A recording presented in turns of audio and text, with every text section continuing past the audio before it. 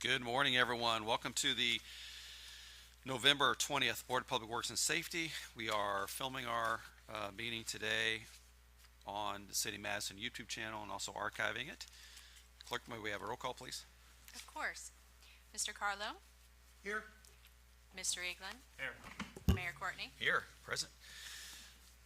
Board, have you had an opportunity to review the minutes from the last meeting dated November the 6th? If so, we'll entertain a motion to approve the minutes. I make a motion we approve the minutes as printed. I'll second that motion. Any discussion? Hearing none. All in favor, please say aye. Aye. Any proposals? And next up, we have claims. Mayor had an opportunity to review the claims. I'll make a motion that we approve the claims as submitted. I'll second David's motion. Any discussion? All in favor, please say aye. Aye. Any opposed? Thank you. Now moving on to new business. Brian, you're here to talk about SRF disbursement request 45 as well as a change order. Correct. Good Yes, morning. we'll go over the SRF request first. As you said, that's change order 45 for Dave O'Meara Contracting for the water treatment plant work they're doing. It's their pay app 9. The total amount of the invoice is $922,191. The retainage amount is $46,110. Therefore, the amount of the SRF disbursement will be $876,081. And that should be in your packet, and we'll Yep. probably just need to vote on that one. That's the only one I have today for a request. Just for your all's, so we had a meeting earlier today to go over all three divisions, and you have a meeting with the contractors. This afternoon with all afternoon. 3 divisions, Okay. yes. And all three are going fine. You want to just give an update on the 3 divisions, Brian? Sure. What would you like to know? Like we said, Division A, the treatment plants, they've done it, as you can see from this, they just did a big bulk of the work here recently. They're still waiting on some materials. They've basically finished the JPG water treatment plant. It's going back online, and they're basically focusing at the west end well field, which is where 4 of our wells are, and they're doing some booster pump work up on the hilltop. For Division B, they haven't worked for a few weeks. We had the issue with the north tower, and we think we've got that straightened out. They plan on being here next Monday. They finished with all the towers except for the north tower and the hillside tank here downtown. Division C, as you know, they finished with East Street, Sunrise, Franks Drive, and they're currently working on Flint Street. They've put the main in. They're working on the water services and the hydrants right now. We've got to do the boring for the golf course. We plan on doing it next Monday. I have said something to Christian since that meeting. Okay. He's going to say something to Roger, so he's aware. And Tim, he's already been contacted before I spoke to him by our RPR person. I Tim. know that that will not be a surprise to anyone because it's been talked about for several months. Right, and he's he- coordinating the timing. Yeah, and more than likely, they won't even realize they're there because if the boring goes as planned, it won't disturb the course at all, really. So it won't Fantastic. even be able to tell anything. But that's it. And we just need to approve the request 45. There for a while, we were getting several leaks over in the Wells Drive, one near area. That was the problem. That was the problem we were having. Right. When we were taking the north tower offline, there was a valve that we had to have removed, and it was causing a buildup of pressure. And it wasn't just you. We had Okay. 2 on Ingalls Drive, one over near Wells Drive. It wasn't on Wells Drive, and we had a few others. So we found the one- bad valve causing the overpressure problem. It wasn't letting they had a valve that was closed that wasn't letting the water into the south tank. So the pressure was building. When the pumps would kick on, Yeah. which it was happening at night because, see, during the day, there's not as much pressure because everybody's using the water. But at Right. night, everybody goes to bed. So the pumps kick on and the pressure really builds because nobody's using any water. Okay. Well, We think we've got that. good. We'll find out. Good. We're going to start draining the tank tomorrow, All right, the I'm north glad tower. y'all So. found that then. That's- Yes. Yes, that caused like 5 or 6 leaks within 2 days. Yeah, yeah, trust me. Yeah. Glad that's been resolved. I'll make a motion that we approve SRF request number 45 in the amount of $876,081 net of the retainage. I'll second that motion. Any discussion, comments, or questions? Hearing none, all in favor, please say aye. Aye. Any opposed? Thank you.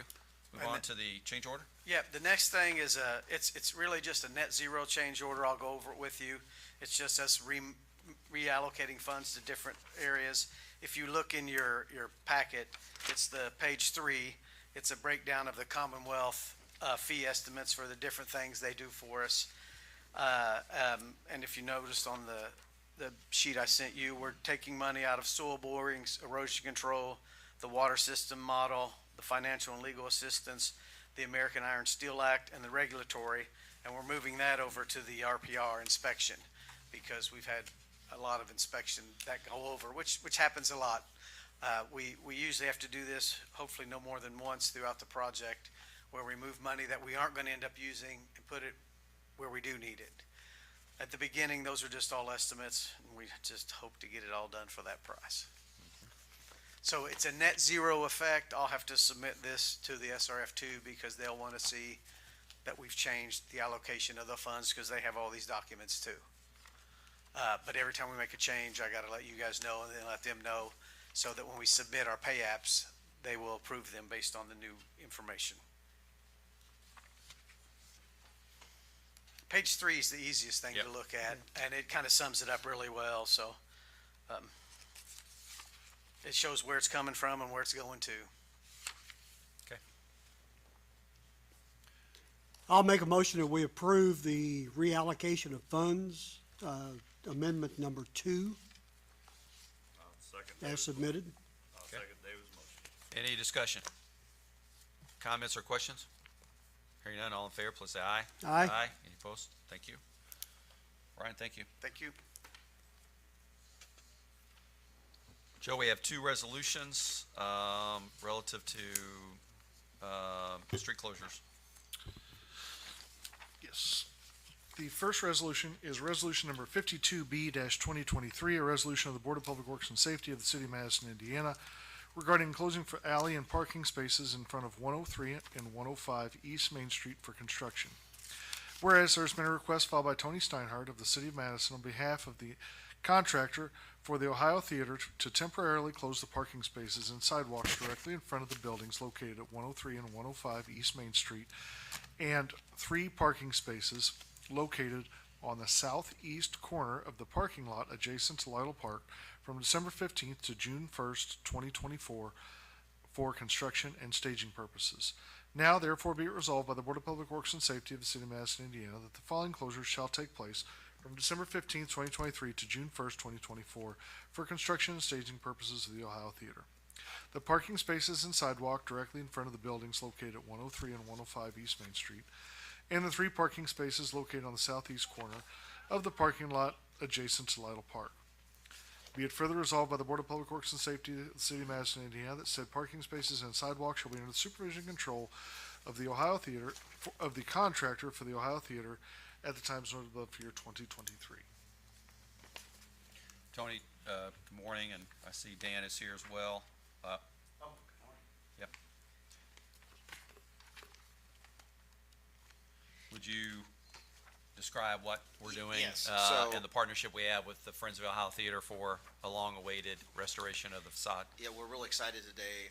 This is an important milestone in the life of the Ohio Theater and the Friends of the Ohio Theater Group. We've been working with them over the last few months, probably as many as a year and a half, to get the facade of the Ohio Theater restored, and that is going to happen, hopefully with your actions today. But one of the requests that we need to do, because of the kind of work we're doing, which is requiring the dismantling of the marquee, most of that work's hanging out over the sidewalks, is close the sidewalks on Main Street, and we will be installing temporary sidewalks in the 3 parking spaces with concrete barricades and those sorts of things. You've seen those in other communities to allow pedestrians to pass safely around the construction zone. And then, because it is a Main Street project, the contractor has requested a place for some laydown of equipment in a construction trailer, and we felt Lytle Park was the best location for that, there by the alley. Those parking places in Lytle Park, they're not handicap parking. I cannot answer that question specifically on that end. The south end, I don't It's think the it is. south, it's the south end by the, I couldn't remember. But, Yeah, I can't but of the remember. three out here, one of them is a handicap Yeah. that's gonna. One is a handicap Yeah. space, yes, sir.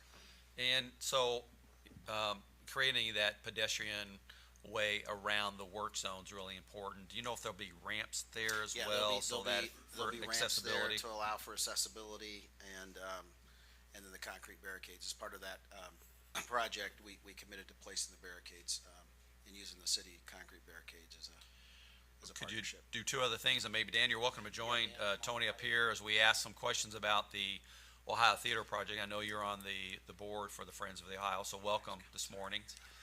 Welcome. And describe, what we're in store for with regard to the restoration. I know we don't have a rendering of it with our material. I failed to ask you for one, but that would, that'd be something to maybe put on our project, report that we have on our website. So we have that, but describe overall what it is, and then also how this is being paid for and managed. So what we're doing overall is we're doing the windows, the total facade. We're redoing the marquee, we're making the doors ADA compliant. And I don't know if we're replacing the doors or if we're just, I think we are replacing them because, but really just giving it a facelift that's well needed. It really is. And if you do want to see those, it is actually on our website page, so that. It's already on there? No, you're Okay. fine. Oh. Yes, it is on there as a project already, so. Correct. I'm happy to provide additional documents. And describe the collaboration between all the different parties, because there's several parties involved in this one. Yeah, so, as you know, this collaboration with the Friends of the Ohio Theater goes back a couple of years. Madison Redevelopment Commission assisted with giving dollars for the roof replacement and other parapet and Yep. brick replacement work. And then the ready dollars are coming from One Southern Indiana Redevelopment Authority. We allocated dollars for this. It's a unique arrangement. We are providing up to $250,000 dollar-for-dollar match on this project, and then we'll move forward. But our commitment's $250,000 dollar-for-dollar match with the Ohio Theater. Fantastic. And then we'll be managing and supervising and assisting the Friends of the Ohio with the oversight of the project. Yes, we will. This be with the federal dollars. The city is remaining the grantee, as well as the dollars from the One Southern Indiana, as well as the oversight on the project. Fantastic. It's been an important project, which is why we wanted to include it in our ready application, because just of the significance it has with our Main Street, and then obviously the history of the Ohio Theater there, and the work you guys are already doing with the interior restorations. It's a focal point for the city. So Yeah, thank and you, as we've Dan, talked for doing before, that. we hope this is a catalyst for people to see the importance of the theater and the work that needs to take place inside, because this is not it. I mean, there's still several hundreds of thousands of dollars to be spent on the inside for restoration purposes, and I know the Friends are working hard to continue to raise those dollars, and they believe, and as I think the city believes, is this will be a good catalyst for those dollars to be raised privately. Coordination with Madison Main Street and the businesses, because this is going to be going on for several months. Just make sure we're creating a profile of this so people know what to expect. And I think you and I had a conversation too, maybe about having a conversation with the contractor of the staging of it, maybe after It's we get December through 15th. Christmas. Yeah. They're starting December 15th is what they hope, so that, but that was what was in the contract documents. We certainly Okay. can, if that's approved today, then we can have those conversations. And Dan, we were just talking about trying to minimize, the impact of Christmas shopping here downtown on Main Street.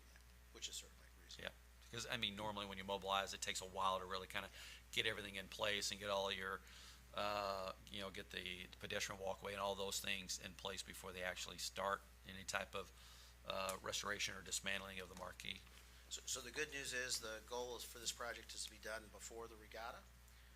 And I think in conversations with the Friends that we would like to, that would be a celebration time for the marquee and the facade. So the contractors seem to say that that's possible, and we'll be starting here soon. It's a Will much the air conditioner anticipated. I'm sorry, will the air conditioner still be there in the window when the restoration's done? Okay, just curious. We might miss the air conditioner. All right, perfect, thank you. Sorry, Dave. It's a much anticipated, project, been a few years, coming. So we're anxious to get started and see what the finished product's gonna look like, so. Excited, yeah. Yeah, I would say, the demolition of the older facade was done back when the roof was repaired. So the facade that you see today will be shiny and new, but it will have the same look basically that you see today with the red brick, the white fired brick, the marquee, the design of the marquee is not changing. And then as Dan said, we are replacing the doors. They'll still look historic, but be of ADA accessibility. So the facade today will just look brand new, be shiny and bright, and will welcome all. So Well, Fantastic. I'll make a motion to approve resolution number 52B-2023. I'll second Carl's motion. Any discussion, comments, or questions? Hearing none, all in favor, please say aye. Aye. Aye. Any opposed? Thank you. Thank you, Dean. Appreciate it. I think we already did that. A long time ago. Yeah, a long time ago. Another resolution, council? Resolution number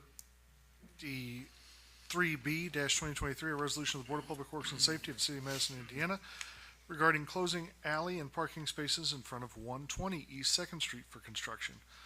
Whereas there's been a request filed by Tony Steinhardt on behalf of the contractor for Dollar General Market to temporarily close the alley running north and south between First Street and Second Street along the west side of the building located at 120 East Street, and to temporarily close the 3 parking spaces directly in front of the building located at 120 East Second Street from December 1st through June 1st, 2024 for construction and staging purposes. Now therefore be it resolved by the Board of Public Works and Safety of the City of Madison, Indiana, that the following closures shall take place from December 1st, 2023 through June 1st, 2024 for construction and staging purposes at the Dollar General Market. The alley running north and south between First Street and Second Street on the west side of the building located at 120 East Second Street, and the 3 parking spaces directly in front of the building located at 120 East Second Street. again, another great project for the community is getting ready to kick off in full force here, and that's the downtown DG Market on Second Street. We're excited about that. This corridor will not only have construction work going on with the DG Market, it'll also have two other economic development projects that'll be kicking off here shortly on Second Street, Second and Jefferson. And then the city is also doing a number of infrastructure upgrades over the next 6 months as well in that area, curbs, sidewalks, and streets. For those in the community, this area will be very congested the first half of 2024, but I think the outcome will be well worth the wait, and we're so excited to have a DG Market here in downtown Madison, and this will make their project a little easier to construct. Is the parking lot gonna be closed off during this construction? Yeah, the parking lot, actually, we have not permanently closed that yet. There started construction on the city's incentives associated with the project, which is redoing the parking lot. They've started on First Street to have minimum interruption for the homeowner and the businesses that use that, and then they'll be moving to the parking lot, which we will close that off here as they start to construct that. They'll be starting on the south side and north side moving in, but we will be closing that shortly. I've left it open as long as we can. And I will say the project has officially closed with the developer as of the end of October. Yep, very exciting, key initiative getting underway, and by around May next year, we'll have a new DG Market, and Tony and I will be going down the slide at Crystal Beach together. Yeah, June could be a very busy, end of May and early June could be a very busy month for Very openings. busy. Tony, will the layout of the parking lot be the same as what it is now?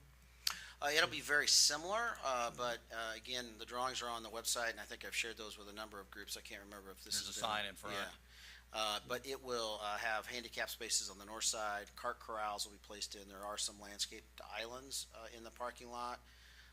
As a part of our agreement, some of the spaces are dedicated to public parking. Again, DG's not said that they will reserve spaces, but we, as the city, has said that we want some spaces set aside for public parking, and those will be on the south side of the lot, as well as landscape and buffers on the edges of the parking lot. And it's gonna fit in nicely with the work we're doing on the whole corridor with the streets and sidewalks and lighting. Correct. The one exciting thing about this parking lot is the parking lot lights will be solar, not electric, non-electric, so they will be solar used, and it'll be a part of a pilot project that we have been working on. You'll notice there's a solar light on Second Street across from the Cocoline State, not Cocoline anymore, it's Circle K station. And you'll notice also that if you're on West Street here, right here at the alleyway behind City Hall, there's one of the Cobra lights that is solar. And, using solar technology's advanced in a great way over the last 4 or 5 years, and it's a much cheaper alternative on the first cost, but also on the life cycle cost of the product. So we'll be excited to use that product in that parking lot for the DG market. I've also noticed on the hilltops, there's been a lot of change out to the LED lighting in my neighborhood. Yeah, correct. You can see the yellow and the real nice white lights. Yeah, if you do remember, we entered into an agreement with Duke Energy last year to switch over our aging and some 50-year-old mercury halon lights to LED lighting. As a part of that, that was a cost savings originally because that was a rebate back for doing that, as well as they estimated somewhere in the neighborhood of $40,000 a year in electric reduction when we did that. That project isn't 100% complete. They sort of do that in rolling phases, depending on the supply and availability of the LED lights. As more and more communities get involved, the supply gets a little tighter. So there's still one more pass through the city. There's a few lights that haven't been replaced. The other funny little story is that if some of the lights don't get replaced, we probably weren't paying for them. So, as I was told, I joked it was a double-edged sword over all the years. Lights go on and lights come off bills and stuff, but they're replacing the lights that we were being charged for. So, I know in a couple neighborhoods there's been a light or two that have been missed, and those weren't on Duke's list.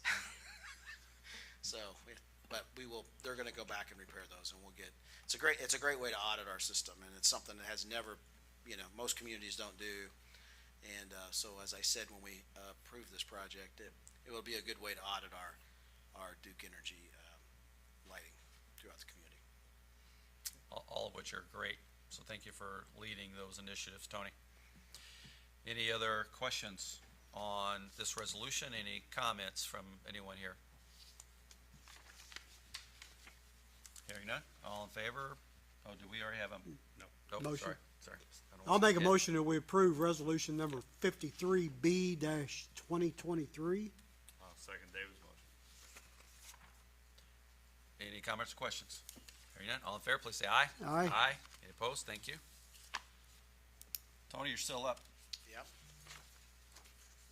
Next topic. All right. This will be contract regarding the Ohio Theater facade and marquee restoration. Yes, so we received bids a week or so ago. Ratio Design, the architects for the project, have reviewed those and are recommending Midwest Maintenance Incorporated out of Piqua, Ohio, as the low bidder at $409,900, below budget, which is a great thing for us. There was about $180,000 bid spread in the 3 bids that we did receive. Midwest Maintenance is known for historic restoration work like this. Their other close project to us would have been the Culberson Mansion for the state of Indiana in New Albany. They did the exterior restoration there. They've done several courthouses in Indiana and Ohio. And so we all feel confident with their ability, and the architect recommends us approving that bid. So what we're asking for today, Tony, is awarding in cooperation with the Friends of Sunrise, the bid to Midwestern and Midwest Maintenance Midwest Incorporated. Maintenance, and then approving the local grant agreement Yes, and authorizing the mayor to finalize negotiations with the Friends of Sunrise and the contractor. Friends of Ohio. Friends of the Ohio What did I say? Theater. Friends of Sunrise, excuse me. I got golf course on my mind already. I had that conversation earlier. Friends of Ohio. We have a lot of friends here in town. Yes, the Friends of Ohio. Sorry about that. Nicole, thank you for that very strange look. It's like, Friends of Sunrise. We were talking about Sunrise earlier and We boring knew under the golf course. we knew what you were talking about. And we're gonna talk about Sunrise in a minute, so. Is it a Monday? Mayor, I'll make a motion that we approve the awarding of the contract to Midwest Maintenance Incorporated for $409,900. And that we authorize the mayor to sign the documents. I'll second David's motion. And was there something else that you needed in that? The local grant agreement. The local grant agreement and the. Sorry. And the local grant agreement with the Friends of the Ohio. I'll second David's motion. Thank you. And in the discussion part here, I'll just mention too that these are ready funds.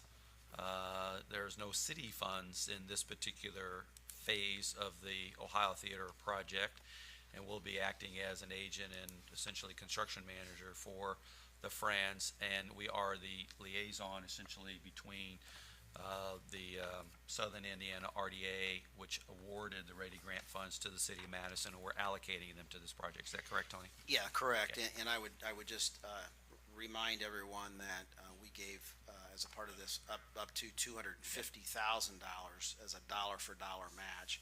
The Ohio Theater has more money in the deal because they paid for all the architectural drawings and are paying for the construction administration on their own dollars. Good. And the good news is the project's a little bit under budget. That's great. We hope throughout the project, we hope it to stay that way, but as we know on historic projects, we got a little cushion here. There's usually a few little things that pop up every once in a while, so we'll hopefully not be back in front of you very often for change orders, but we're excited, and the project's slated to be done before July 1st. Great. Question, Tony. Since we come in under budget, Yes. would there be, assuming that everything pans out and there's extra money, would that money be available for any other restoration work?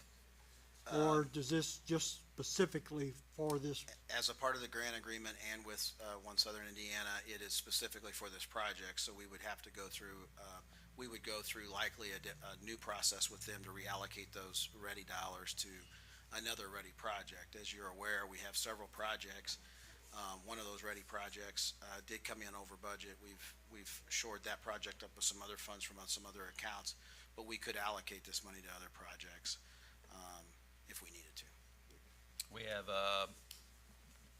this will be the first of the last of the three that we're working on right now, which will be the trail project with Hanover College and the HMI Riverfront parking lot, And park park. improvements that we're doing down there. So these are the three that we had specifically allocated some of our ready dollars for, and partnering with them with their co-investment they're making in the projects to really leverage this up to get pretty impactful multi-million-dollar investment made in the community.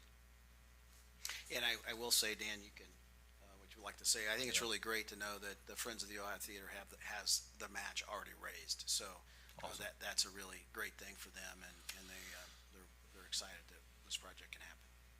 Me too. Hearing any other comments or questions? Hearing none. All in favor, please say aye. Aye. Any opposed? Thank you. Tony, Dan, thank you both very much. And all the work you're doing on the Ohio Theater. Are we bringing back bicycle giveaways on Saturday morning matinees? I hope so. Counting on it. Used to go there and sit on Santa's lap. Yep. All right, wow, Tony, still here for one more item, which is another key initiative on City of Madison's Hilltop. Uh-oh, you're bringing in America's Chief? This Chief, must right be here. I very gotta have plenty important. of support for this. Got backup. I called for backup. No, as a part of the projects that the shops at Sunrise Crossing and the residents at Sunrise Crossing, there was a number of road improvements made and recommendations by our traffic consultants and our engineering firm for those roadways. Today, I'm asking for your approval or support of two speed limit changes for one new speed limit and one change for the area. The one new speed limit would be the Sunrise Crossing Boulevard at 20 miles per hour, and that would be from Michigan Road to the residents at Sunrise Crossing. And then the other, as a part of our multimodal transportation planning as a part of that project, is to bring Michigan Road into compliance with the manual and uniform traffic control devices and the Federal Highway Administration on sharing the road, and that's for multimodal transportation of bicycles and golf carts, and that would set that speed limit from Autumnwood to Clifty Drive at 35 miles an hour, which would be a reduction of 5 miles an hour, but it does bring us in compliance and allows us to safely mark those roads and sign those roads for those uses. Chief? I would certainly agree with Mr. Steinhardt's recommendations. I believe 20 with the congestion and the traffic that will flow through the Sunrise Crossing roadway, that would be appropriate. And also agree the reduction in speed on Michigan Road to slow things down. And like I said, it is a multimodal transportation area, so I would agree wholeheartedly with him. Well, I know we get a lot of complaints and concerns about speeding as it is on Michigan Road. Hopefully a reduced speed limit will help. We'll have to enforce the reduced speed limit. We're only talking about 5 miles an hour.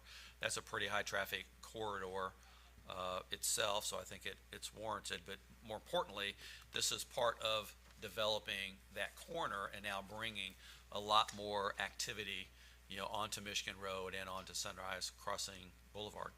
And it also, with the CCMG project, allows us to do proper striping and signage through this corridor to allow and to notify motorists that it is a shared road, that golf carts and bicycles can use this roadway as well as their vehicles.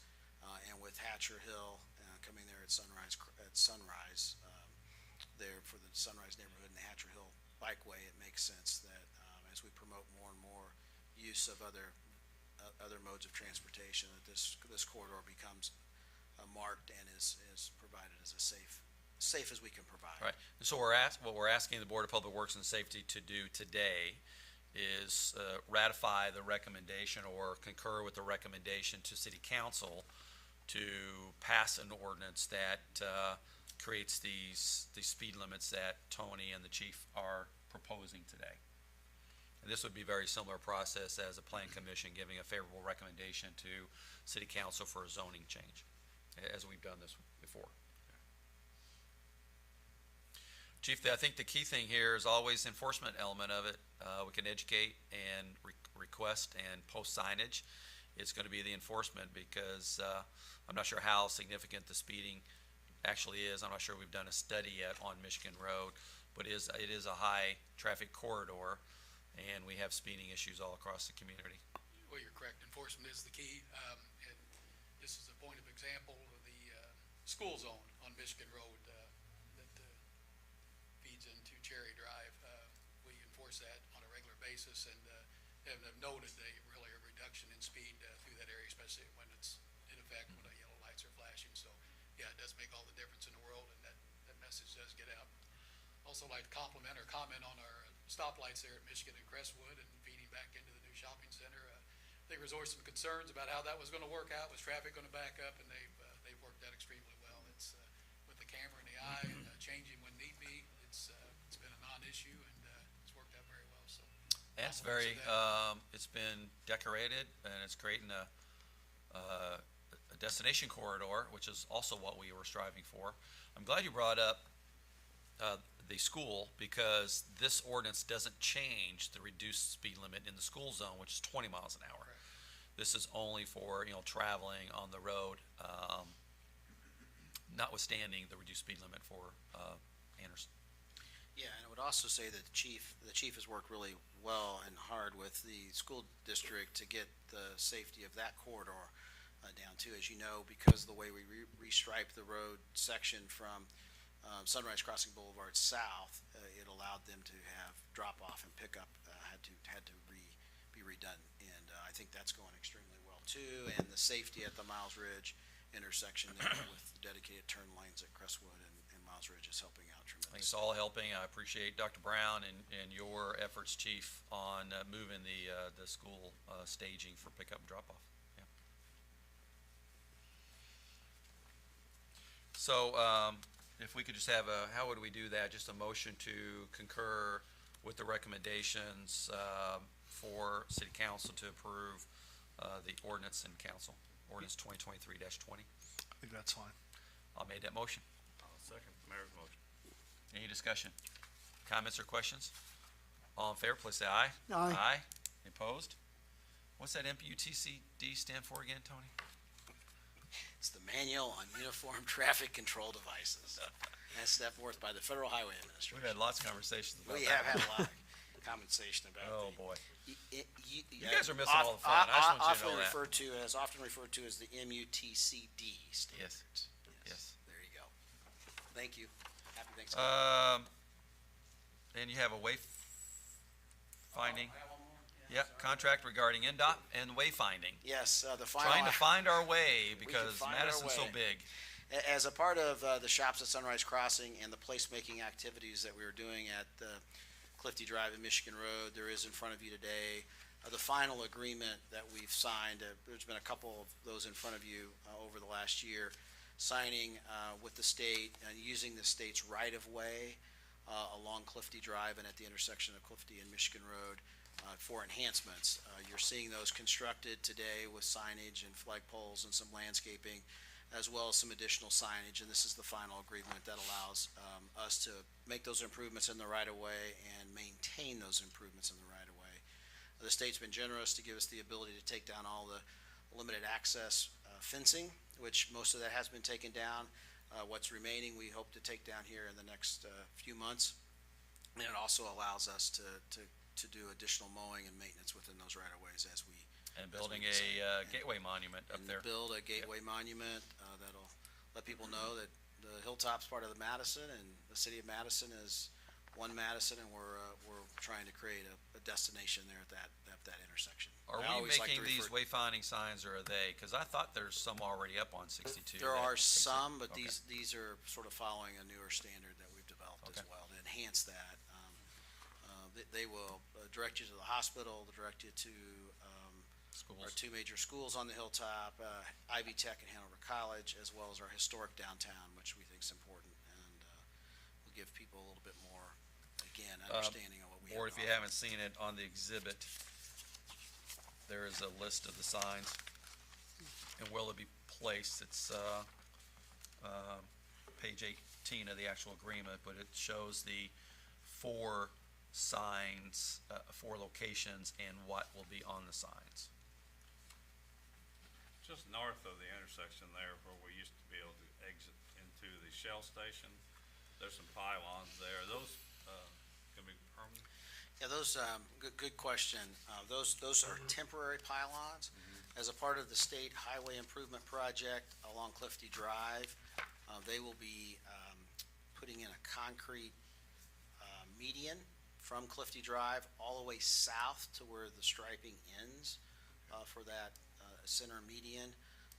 That intersection is having a lot of work done to it, and all 4 directions are having extended medians to enhance safety.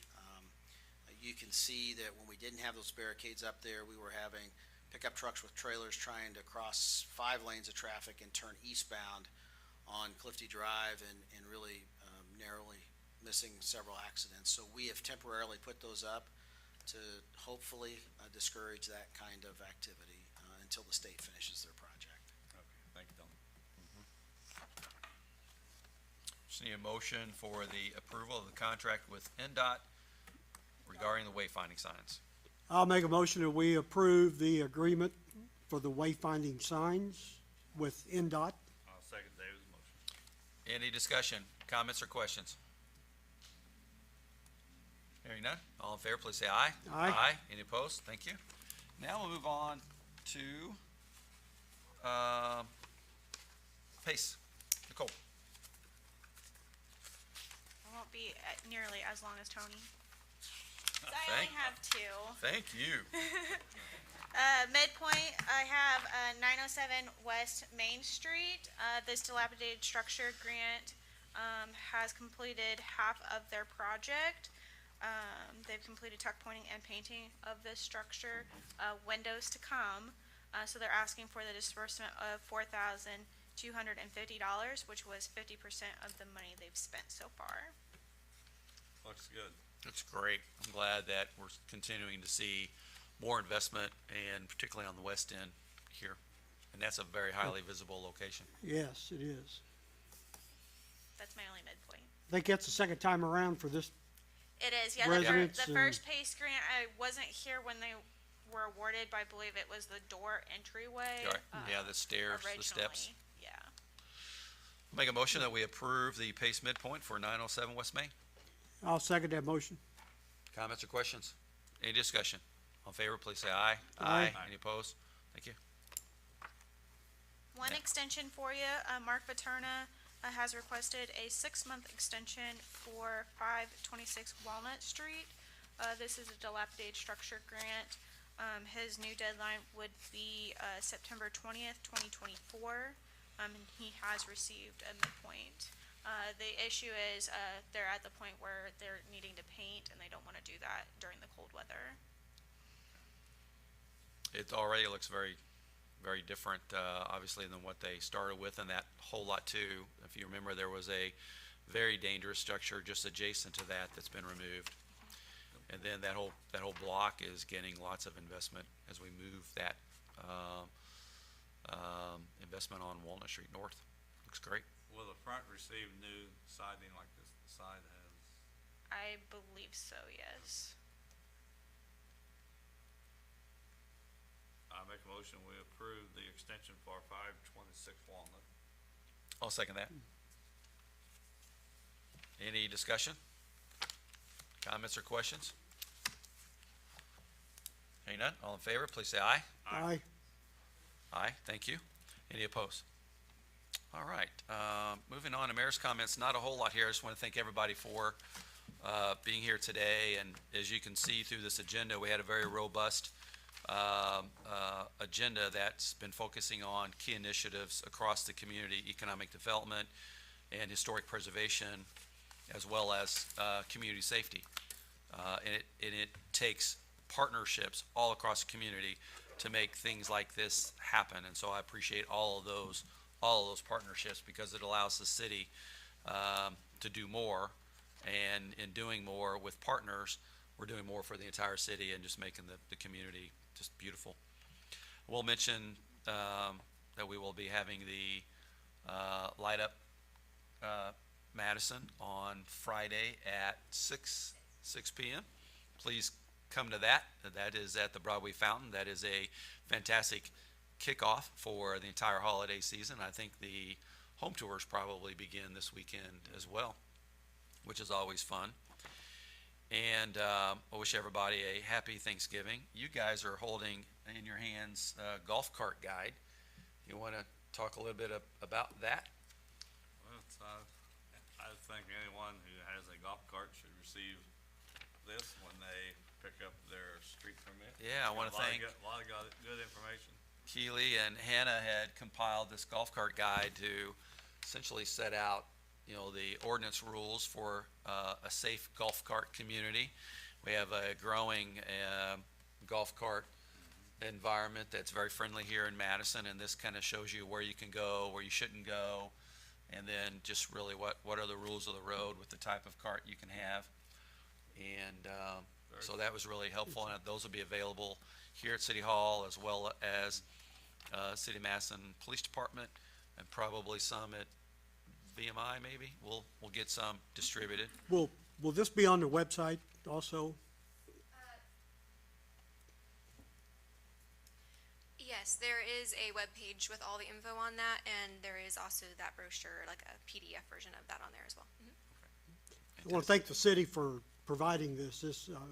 Personally, I'm not a golf cart owner Yet, but I think it's something that's very much needed in the community. I mean, you see a lot of posting on social media about golf carts and information guide. It's going to be very informative. So I encourage everyone that owns a golf cart to look this over. So. it still places the safety in the hands of the driver of the golf cart. It really just establishes the rules, and of course, you can get around the entire city, Hilltop and downtown, with a golf cart now because of the way we've done our connectors, as well as Jefferson County. Jefferson County also has a golf cart ordinance that allows city and county golf carts out there. Except on Main Street, correct? Except on Main Street. You can cross Main Street. You can't cross you can't travel with a state highway. You can cross them at certain points, and we've outlined that in our ordinance as well. Good job. Yeah, very good job there. And I know there's probably lots more to talk about, but I'll stop there and I'll open it up to public comment. If anybody who's here would like to address the Board of Public Works and Safety, please come up. And want to introduce Joel Storm, who is our 5th District Councilman-elect, who is here today learning probably more than you ever wanted to know about Board of Public Works and speed limits and all the different contracts and resolutions we go through here at the meeting, and also our water project. So Joel, thanks for being here. Yep. Any public comment? Our next meeting will be Monday, December the 4th. We do have city council tomorrow night. It will be the last one in November, and then we'll be barreling through the holidays to the year end. It'll be here very quickly. Hearing no further business, we have a motion to adjourn. I make a motion, we adjourn. I'll second that motion. All in favor, please say aye. Aye. Any opposed? Perfect. Thanks, everyone. Happy